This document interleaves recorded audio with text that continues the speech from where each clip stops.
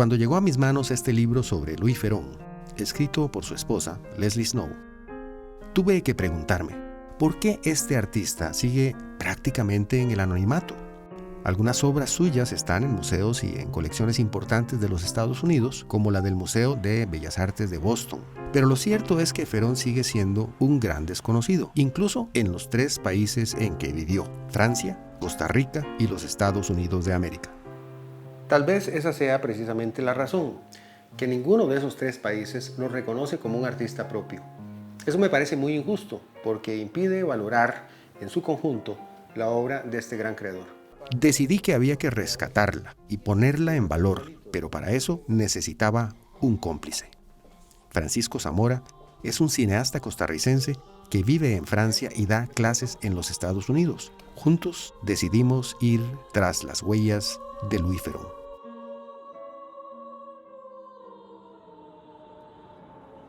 Comenzamos a filmar en Boston, en el Museo de Bellas Artes, que tiene, entre otras, la escultura que le dio a Ferron el premio al mejor cincelador de Francia en 1933. Una preciosa cabeza de bebé hecha a partir de una lámina de plata con la técnica del repujado. So about 4 years ago, I was given a collection of drawings and told to create a story with them. They were about, 300-400 drawings of jewelry, along with papers and letters on the letterhead of Louis Ferron and a New York address. So I started doing some research on him. I learned from interviews that he was the foremost chaser or sizzler in New York during the 1940s, 50s. His business continued until 2004. From a quick Google search, I learned that the Museum of Fine Arts already had some objects by Ferron. They were given to the museum by Louis and Leslie Ferron in the 1970s. I think that around that time he really became interested in his legacy and thinking about how he would be remembered. So he gave 2 important pieces, the Head of Jean and the Bordeaux Cup, that were award-winning pieces that he had made in France, in Paris, as he was undergoing his education. So those became important pieces as I was putting together his story. So in the current display, we bring together the sea urchin clock and the Dahlia compact, along with the Head of Jean, to tell the story of Louis Ferron's talents. My name is Thomas Mickey. I'm the Senior Curator of Decorative Arts and Sculpture at the Museum of Fine Arts, Boston. We have here objects that precede the Head of Jean and demonstrate beautifully 3 phases of a silversmith's talent, his training, and that result in the Head of Jean and that achievement. The earliest of the 3 is this coffee pot made in 1929 as part of a competition. He set for himself the challenge of reproducing historical engraving. It's also raised, like the Head of Jean, from a single sheet of silver, and this is done 2 years later. This is cast, also chased, which is quite an achievement in bronze. It's in fairly high relief. It is not repoussé, so it's very different from the Head of Jean. This is surface ornament achieved as a sculptor would, modeling vines and berries in a very beautiful and subtle style. En Costa Rica no se tiene tan claro el valor de la obra de Ferron. Por ejemplo, localizar el sagrario de plata que hizo para la Iglesia de la Agonía fue una verdadera odisea, porque lo habían desarmado y las partes que se logró encontrar estaban dispersas. Queriendo saber cómo era el sagrario del que se me habló desde el inicio, hubo referencia a esta segunda parte, que estaba sobre una vitrina de cristal donde en su momento se conservó la imagen del Santo Cristo de la Agonía. Faltan algunos elementos, ¿verdad? Aquí le falta la aureola a esta imagen, pareciera que falta el techo o un cuerpo interior que dé conjunto a todo, pero bueno, esto es lo que hay. Por fortuna, la Curia Metropolitana de San José sí conserva con gran cuidado el báculo que fue de Monseñor Víctor Manuel Sanabria. Uno de los tesoros que custodiamos en la Catedral de San José de Costa Rica. don León Cortés, uno de los presidentes de la República de Costa Rica, tenía cercanía con el artista Luis Ferón. Suponemos por esto con mucha certeza que siendo don León Cortés el padrino de la ordenación episcopal de Monseñor Sanabria, que el regalo que don León Cortés le hiciera a Monseñor Víctor Manuel Sanabria Martínez fuera precisamente el báculo confeccionado por este gran artista francés Luis Ferón. También la Basílica de los Ángeles en Cartago guarda celosamente este cáliz, que fue la primera obra que hizo Luis Ferón luego de llegar a Costa Rica.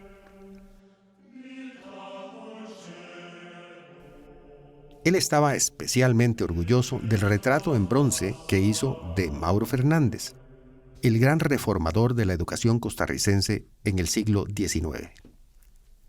Se trata de un busto hecho a partir de una lámina de cobre, combinando las técnicas de repujado y martelinado. Una pieza realmente única. Su propietario es el Colegio de Señoritas.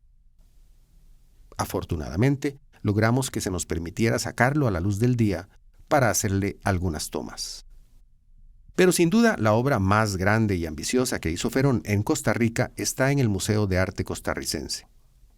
En 1936, León Cortés fue electo presidente de la República y como presidente de la República decidió que Costa Rica necesitaba un aeropuerto internacional. El diseño del edificio se le encargó a un eminente arquitecto, José María Barrantes, y como era costumbre en esos años, se construyó un salón de recepciones para recibir a los invitados distinguidos que vinieran del exterior.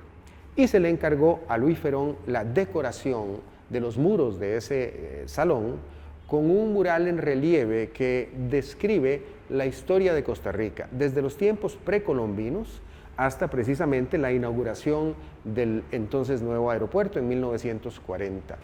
Fue un trabajo enorme, un trabajo para el cual Ferón se asesoró, entre otras personas, con uno de los botánicos más distinguidos del país, Rafael Lucas Rodríguez, de tal manera que cada planta, cada hoja, cada animal que apareciera fuera fiel a la realidad de la naturaleza costarricense y por supuesto también las escenas corresponden a la historia, a los hitos más importantes de la historia de Costa Rica. Con base en el mural del Salón Dorado, Ferón hizo también un espléndido collar y un juego de pendientes. Entre quienes conocieron y recuerdan a Ferón en Costa Rica está el exministro de Cultura, Guido Sáenz González. La obra más grande que hizo Luis Ferón en Costa Rica fue el mural en relieve que estuvo en el antiguo aeropuerto internacional, que hoy es el Museo de Arte Costarricense. En La Habana. Exactamente. Y fue la obra más grande que hizo en realidad en toda su carrera. Ese mural, que fue concluido hacia 1940, luego cayó en una especie de descuido. Y no fue sino hasta muchos años después, más de 30 años después, que se restauró para que formara parte, como hoy, del Museo de Arte Costarricense. Porque estaba muy dañado. ¿Por qué estaba muy dañado? Porque no lo habían tocado desde que Ferón lo hizo en 1940. Llamé a Francisco Ulloa, viejo y querido amigo, que tenía un taller de cosas de yeso muy hábil, él, buen modelador. Lo llamé para decirle, ¿usted me podría restaurar el relieve de Luis Ferón de la historia de Costa Rica? Me dice, por supuesto. Es más, se lo voy a dejar mejor que como él lo dejó. No se me olvida nunca esa frase, Francisco, muy halagado de que lo invitara a él a hacerlo. Y lo hizo muy bien. Todo se restauró, el mural quedó en muy buenas condiciones. ¿Y cuál fue la reacción de él? Mire, Guido, está mucho mejor ahora que como yo lo dejé. Nunca supe, y eso se me queda metido en el misterio y en la ignorancia absoluta, ¿por qué se vino a Costa Rica? Esa pregunta la contesta Pierre Schwann, sobrino de la primera esposa de Ferón, Marguerite Schwann.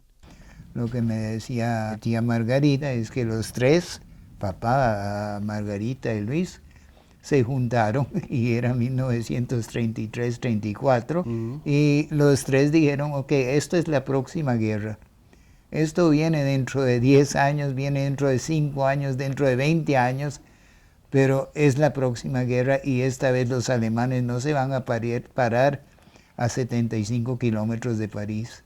Esta vez vamos a tomar todo el vaso de los alemanes, vamos a tener que salir del país, y de ahí comenzaron rápidamente a buscar a dónde ir. Pierre, que ya no está con nosotros, conservaba este espléndido retrato que hizo Louis Ferron de su esposa Marguerite, junto con dibujos, fotografías y documentos de su vida como artista. Durante sus 11 años en Costa Rica, de 1934 a 1945, Ferron dirigió el taller de metalurgia del Ministerio de Obras Públicas. Junto con sus alumnos, hizo esta placa de bronce conmemorativa para el Banco Nacional y un gran friso en maderas preciosas para el Ministerio de Salud.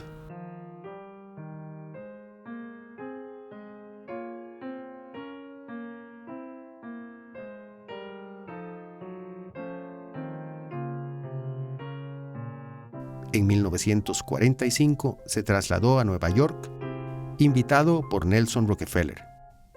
Allí desarrolló por más de 50 años una carrera como escultor y creador de joyas y objetos preciosos para empresas como Cartier, Tiffany's y Van Cleef & Arpels.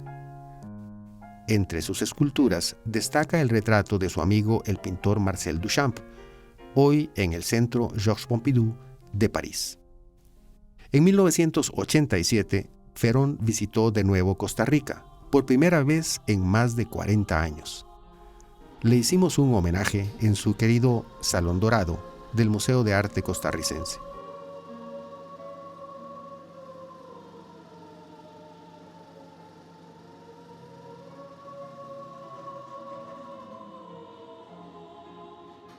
Ferron murió en 1998, a los 96 años de edad, en New Hampshire.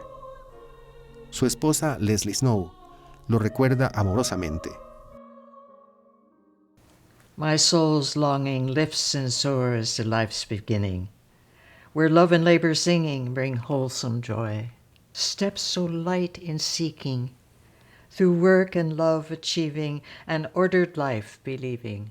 Two lions face to face are side by side.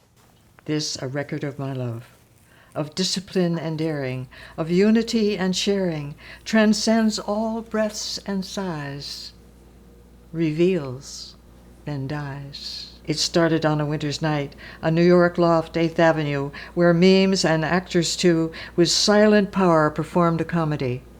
Many, many days went by, players met, rehearsed with care. An audience came to see, and so did a sculptor, goldsmith, jeweler, watching gingerly. There was a knock upon the door. I opened. There he stood. Neither spoke the other's tongue. We memed instead. He sat beside my dressing table, jars of makeup lined a cloth, and on the cloth he drew a ring. Not knowing what this meant, my eyes withdrew.